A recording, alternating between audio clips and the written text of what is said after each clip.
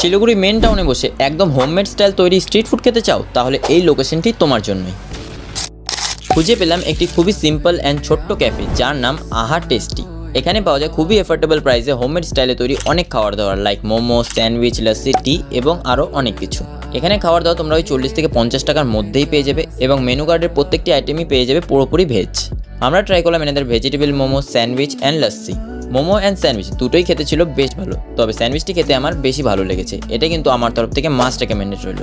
শেষে লস্যিটি ছিল খুবই রিফ্রেশিং এবং টেস্টের দিক থেকেও ভালোই। এদিকটায় গেলে একবার অবশ্যই এখানে ফুডস ট্রাই করতে পারো।